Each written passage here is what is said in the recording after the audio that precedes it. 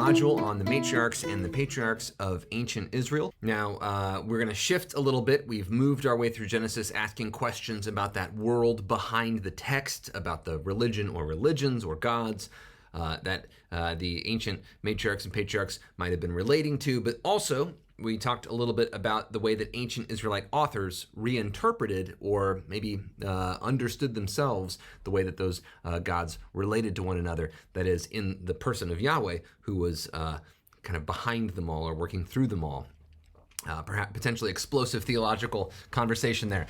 But we're going to move through Genesis in this exact same material in a slightly different way. We're going to condense it a little bit. We'll spend a lot more time throughout the entire year talking about these kinds of issues. And I expect that you all may have heard these stories a lot before. You might be familiar with the content more. So I'm going to talk to us a little bit about a different way to engage some of these texts. So this is a world in the text kind of conversation that we'll be having. Another take on the theology of Genesis 12 through 36. So if we stop asking questions about that world behind the text and start asking questions looking at the text itself, sort of bracketing out questions about ancient context, we might read and think a little bit differently about how God appears in these texts. So here's how we're going to do this. I'm going to kind of move through these texts again, right? And think a little bit about the themes that we see in these texts. So for example, in Genesis chapter 12, verses 1 through 3, if you didn't read those carefully, go back and read that again. I think this is one of the most important pieces of scripture in the Bible.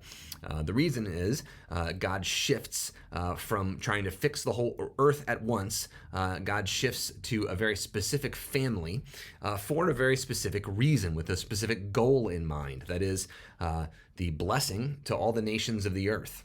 This is kind of God calling the divine shot, as it were, right? Pointing out and saying, here's where I'm going to try to, here's my goal for all of this work that God is about to undertake, right?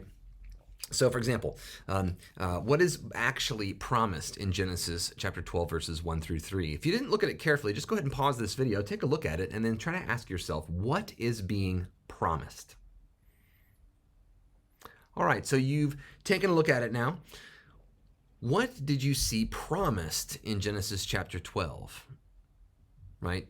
We saw a couple of things promised, and these promises will come up again and again. They'll be promised to Abram and Sarah, but they'll also be promised to Isaac and Rebekah. They'll also be promised to Jacob and Leah and Rachel and Bilhah and Zilpah. They'll also be promised to Jacob and to Joseph and Joseph's family as well. Now, these are long-running things. That is, the promises actually function as a structuring device to tie together the different parts of this story. You'll notice that sometimes the promises will intervene, God's promises will return at particular times in the story, really to drive the story forward, like in, for example, Genesis 15 with the covenant with Abram. There's another theme there, I just mentioned covenant, another theme of covenant that comes up again and again. The covenant that comes up twice, right? First time in Genesis 15, the second time in Genesis 17. We could look behind the text and say this has to do with one as being the J source and one being the P source and so on. But we can also just say, well, what does it mean on the level of the text itself that these occur twice? Why are there these two covenants? Well, they are different, right? One covenant, the covenant in Genesis 15, is unilateral. God does this all by God's self, right? Abram has a vision, and there's this cutting apart of animals, which probably symbolizes in some way the threat that would come upon one if you were to break the covenant. Kind of like, you can see the judgment that you'll bring down upon yourself if you break the covenant. But God is the one who kind of passes in symbolic form, passes between the parts of the animals while Abram just watches. So it's really God taking on this covenant that God is going to deliver the things that God has promised. Genesis 17 is quite different, right? There's circumcision. It's still a covenant filled with grace. God is giving gracefully to Abram, but at the same time, there's this mark that needs to be performed that will symbolically limit human power. That's essentially what that is. By the way, the phallus, or the image of the erect male penis, this is an ancient symbol that has to do with human power. It's of course a masculine symbol. Symbol. It's associated with ideas of ancient masculinity and modern masculinity, right?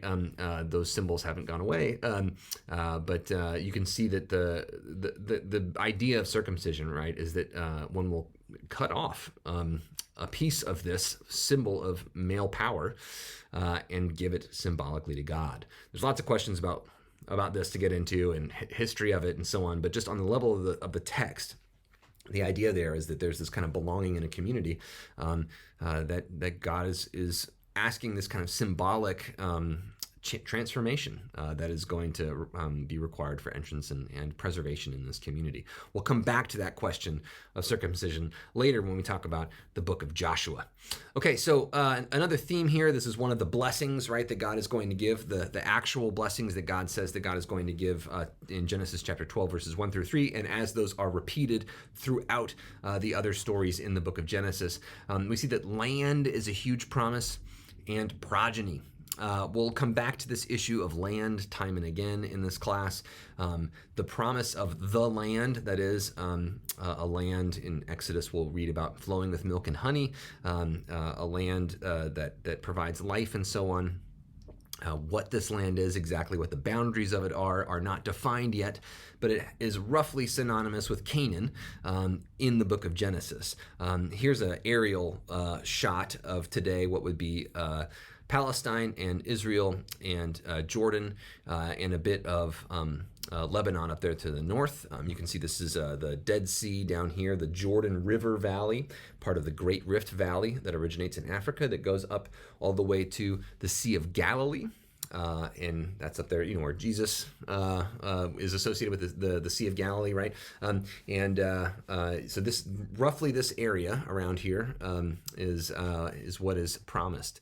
So we'll get into more detail about this later. But that theme about land being held out, as I pointed out last time in the last video, is also associated with this tiny little cave that Abram and Sarah end up, the cave of Machpelah, which is the only cave, the only little bit of land that they own at the end of Genesis. So this is one of those promises that is distributed into the future, right? And then progeny, the promise that there will be people to continue on the legacy of this family, that they will become a great nation even, that their descendants will be like the stars in the sky, in the grains of sea in the sand, or grains of sand on the beach, or even more than that, right?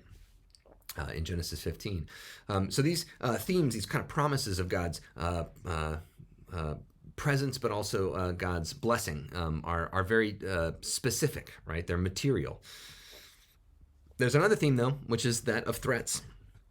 This family is not living an easy life. They are called away from their ancestral house, from the patriarchal house in which they have access to water and food and farm tools and also farm land and all sorts of things, and they are called out into a wilderness space. They are called out into a space that to them is symbolized by chaos, to follow this God who has called them. And that's not the only threat. There's a constant threat of death for this family throughout, but also neighbors who are worried about these aliens and foreigners wandering among them. There's fights over water and wells, which you noticed probably in the Abram story and in the Isaac story. There's a concern about the possibility of childbirth, which is kind of a constant theme throughout these. It's often associated with the woman. I want to point out that ancient people didn't quite have an understanding of biology in the way that we do. It might not be that the women had the problem, right? But what we can say is that was the ancient author's perspective. But for some reason, these families were not able to have children, at least for some time. We also can say that there were threats from kings, right? From people who were in control of territory and resources, like Pharaoh, who shows up a few times as a potential problem. Obviously, Abram and Sarah visit Pharaoh, and Abram tries to pass off Sarah as his sister. In that story, Abram really comes off as the person who is bad, right? That person who has done wrong, who has deceived Pharaoh, and Pharaoh is the one who actually, after some pestilence, right, says that you have deceived me, and Abram actually ends up being the kind of the person who needs to repent, who needs to ask for mercy in that story. There's two other versions of that story, of course, as you might remember, set in different places. And with different cast of characters, including Isaac. This is a repeating threat, is that the patriarchs in particular don't trust God, and they lie about things in order to try to protect themselves, and they risk the lives of their spouses. This is a major problem. There's another major threat, and that's Hagar, who is interpreted first as an opportunity to carry on the lineage, but then, especially by Sarah, and then Abram as well, later on is kind of convinced and he does not intervene in light of in a way that would accord with ancient or contemporary ideas of justice. Abandons Hagar and her child, who are then seen as threats. What's amazing there is that God does not abandon Hagar or Ishmael, and in fact gives Ishmael a promise that echoes the promises given to the family. And I already mentioned Hagar was the one that named God in that story in Genesis 16. Genesis 21 being the other time when Hagar and Ishmael really show up as full characters. All to say that these threats to the promise are sometimes brought about by the misdeeds of the matriarchs and the patriarchs themselves. They are sometimes put onto them by their neighbors or by others who are seeking their harm. Sometimes it's kind of biology or something else that is causing some of these problems, but the threats are manifold. Nonetheless, there is a recurring theme that in the midst of those threats, that God is somehow providing for a way of life and blessing in the midst of them. That the matriarchs and patriarchs don't have to earn this. They also aren't. They can make mistakes, and God is in some way trying to help them. And this is, one of the ways of saying that God is a God of grace throughout the Old Testament.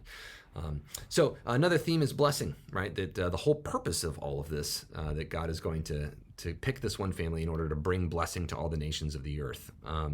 The blessing that Melchizedek offers to El Elyon, which is received apparently positively by God, but also the blessing that is stolen, right?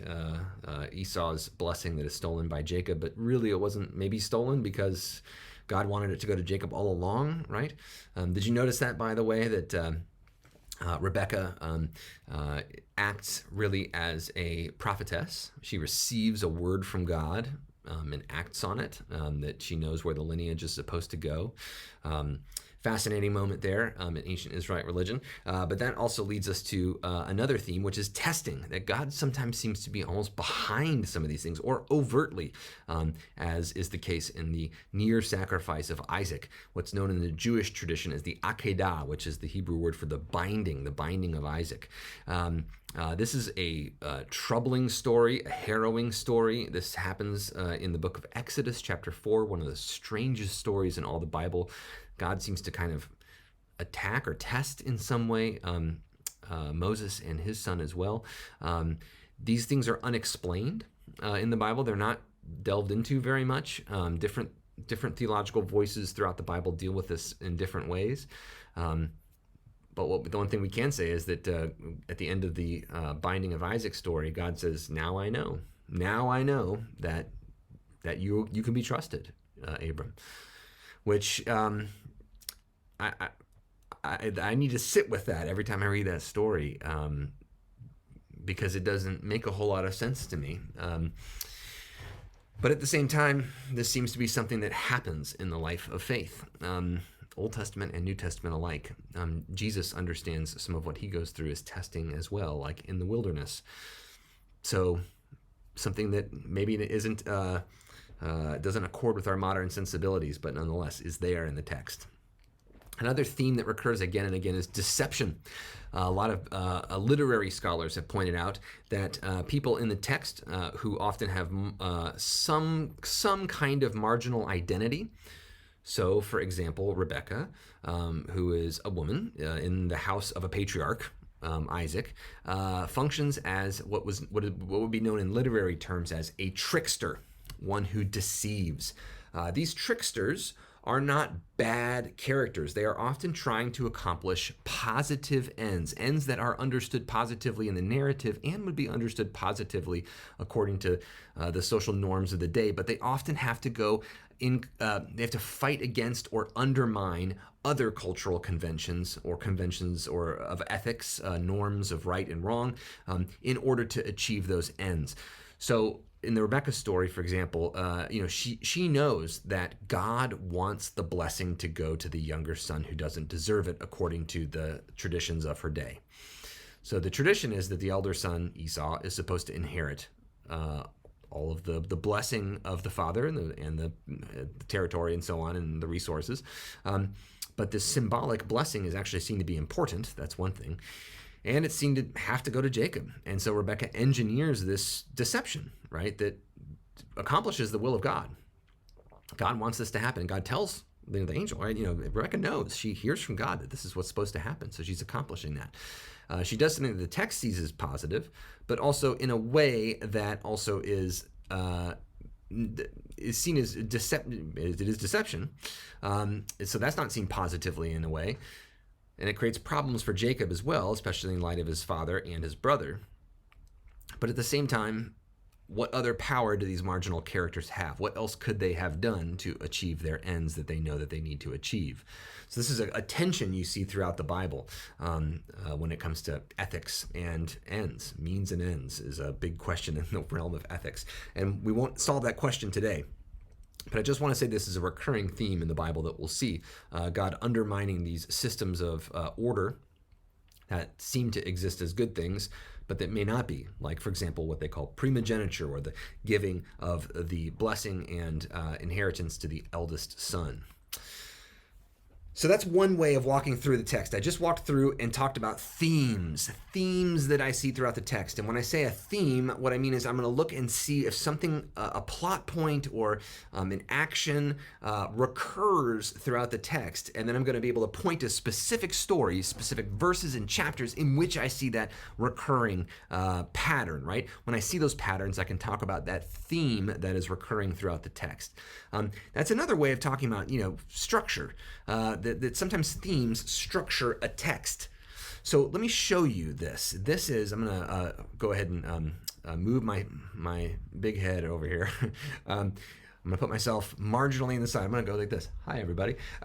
Okay, so you can see here, this is an outline that I have produced that shows you how I would divide up the chapter as a structural outline of the primeval history, right? I talked about this last time. Genealogies are in yellow. Remember, the beginning of creation, according to Genesis 1, is a genealogy of the generations of the heavens and the earth, and that links into the genealogies of all the humans that follow. And that structures the story alongside every generation's overstepping, which is responded to by both judgment and grace that God gives in response. Okay. If I want to look at, and I have actually arranged this so my big head has somewhere to go. Okay, so if I want to look at Genesis 12 through 24, and it really goes through 20, we could go a little bit further than that, sorry. We can go a little bit further than that, but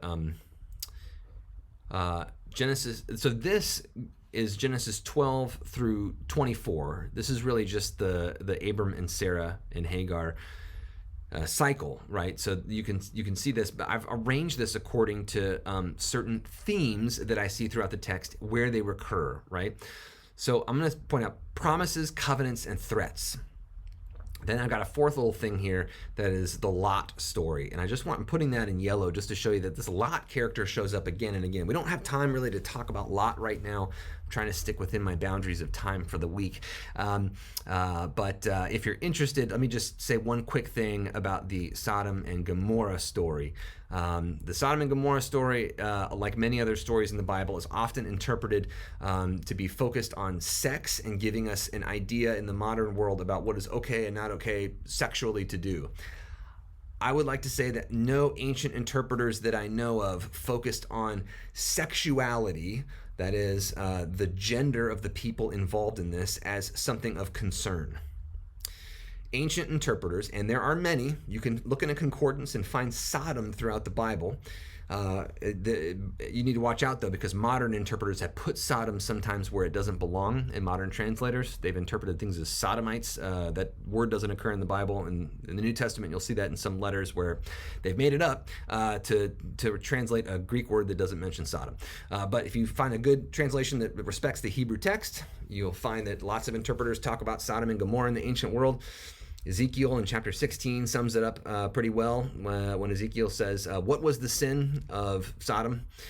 The sin was that they didn't take care of the wandering people who needed help in their midst. It was a problem of hospitality.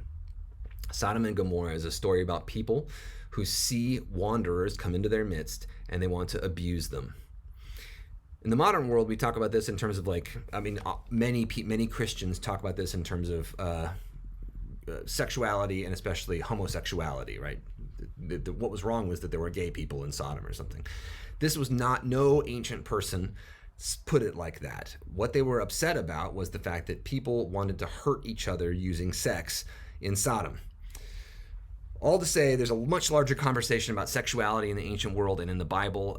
I've been pretty clear about my thoughts on this. I'll put a little link to an optional paper that I've written that gives you all of my points of view and my way of thinking about how ancient authors talk about sex and sexuality and gender, which are all different things. I try to show at least how I interpret these things. I'm happy for discussion about that or conversations, but I only have a few minutes left for this video, and I'm talking about theme and structure and plot. Okay, so back to literary devices in the world inside the text. So you can see in pinkish red, I've got a promise that God gives, and then I've got the covenants, which promises aren't covenants, right? A promise is a promise. I promise to do this for you. A covenant is a deal. It's an arrangement. It's a business arrangement, really.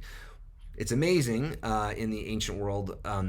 No God that I know of enters into a specific covenant with people. It would be demeaning to the God to do that. It would kind of lower their status. But Yahweh, the God of Israel, seems to be perfectly fine with entering into covenants, and in fact likes entering into covenants with people, which is an unusual thing. But a covenant is more formal than a promise and is a legal binding arrangement. But it's like a promise, right? And there's many times the promises and the covenants have similar language in them. So just to say, a covenant also requires that you do something. The promise is just unilaterally given by God.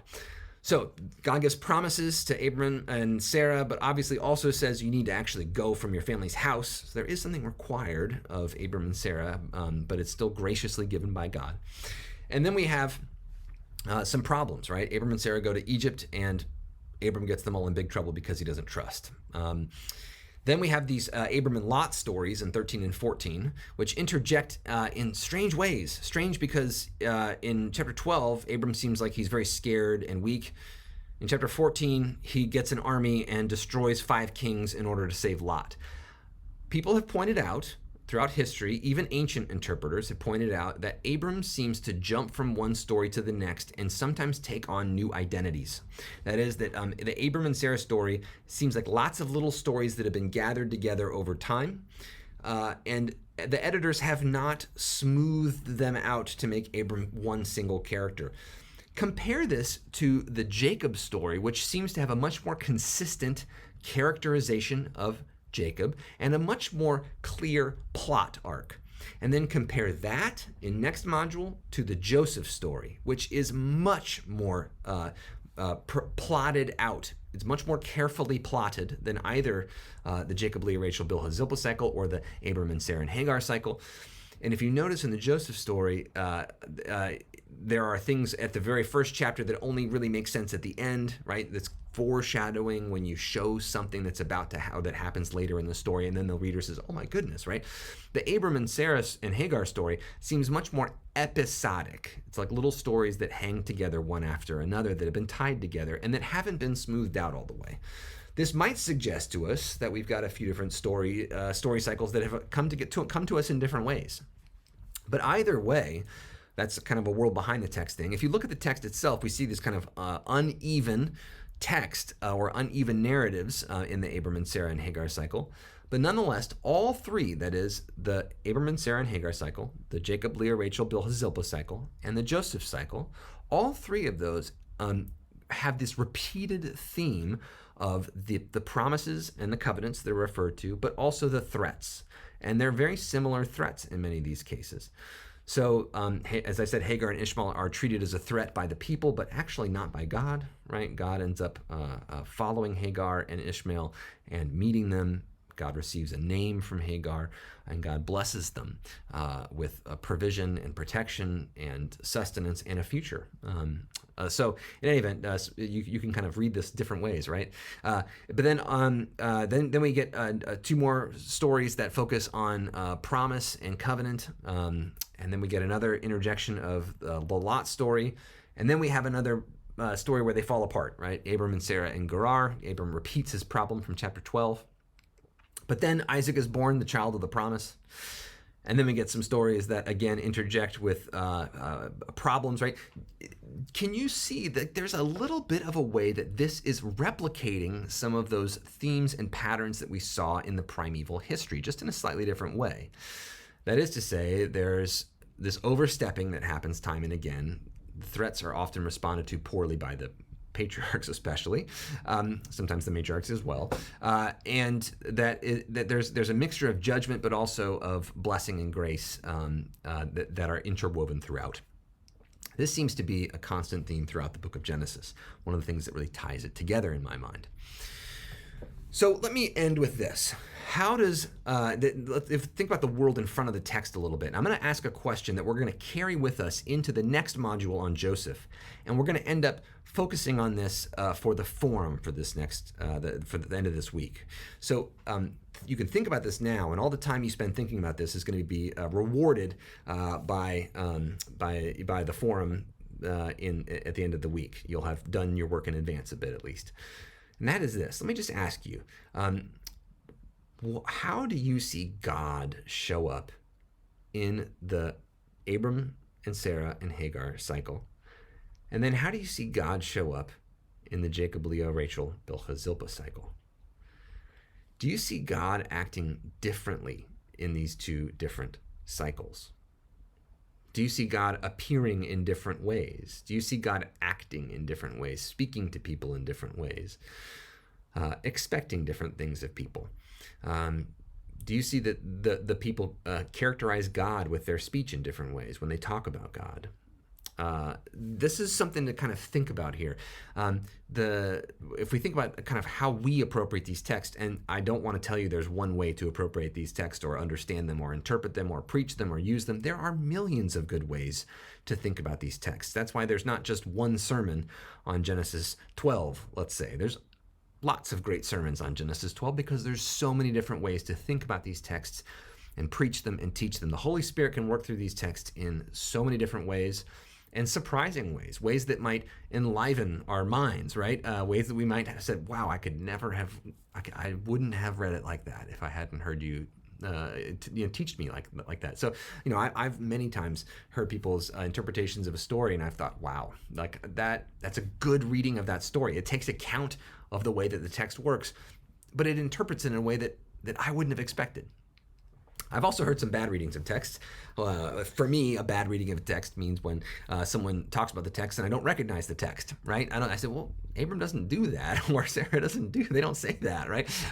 Sometimes there's egregious gap filling where we stick things in the text that actually you can't find in there, right? So that's why I think it's important for us to be careful readers of texts, but also to keep an open ear and an open mind and an open heart when we engage other people in their interpretations of these texts, because oftentimes God will appear to us in ways that we don't anticipate and maybe at first don't recognize. A constant theme in the Bible, Old and New Testament. So I'll leave you there. There's a lot that we could talk about. Obviously, these stories are complex and complicated, and I feel bad that we can't inhabit them more. But hopefully, you can take Professor Yoder's class on Genesis whenever she teaches it, maybe next year or the year after, and sink into these stories a bit more. So some themes that we might be able to see in responses that people have had, or that world in front of the text, the responses that contemporary people have had, or throughout history that people have had in their own contemporary situations to the text of Genesis and the matriarchs and the patriarchs, there have been some questions that I can see pop up again and again. Number one, where is God found? Where can God be found, right? Another one is, how does one hear or understand God? And there might be different responses that these different cycles of stories tell us. How does God act in the world? You know, there are different depictions of God. And this might sound strange to you when I say there's different depictions of God in the text, but just think about it for a minute. Anytime we talk about God, we're putting God into human language. It's going to reduce God. God's bigger than human language.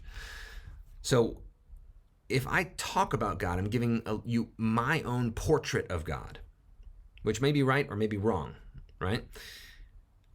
But in the same way that there's no one portrait of a person that I can give you that's going to sum up everything that they are, people are multifaceted. People can appear to somebody one way and appear to a different person a different way, and they can both be right. How much more so is God complex and complicated? And can we give different portraits of God that might seem very different, but that nonetheless are true and real, and are ways that that I am trying to individualize my experience and put it into my own words, right? So another interesting question is this one. What does this portrait of God emphasize? And this is a good question to bring with you to all of your Bible readings, but all of your theological conversations too. And there's some, of course, ethical implications, right? I'm going to move myself up here. Ethical implications. That means how we live in the world. There's some implications of these texts for how we live in the world. There's some theological, what do we say about God? And ethical, how do we live in the world? And we could talk about those. We, in fact, need to at some point or another. But for today, I'm over time. So I'll have to stop here. And blessings to you, peace to you, and we are so proud of everything that you are doing. You all are working so hard, and we are overjoyed with the kind of engagement that we're seeing in the forums and so on. So peace be with you, and I'll look forward to learning more from you.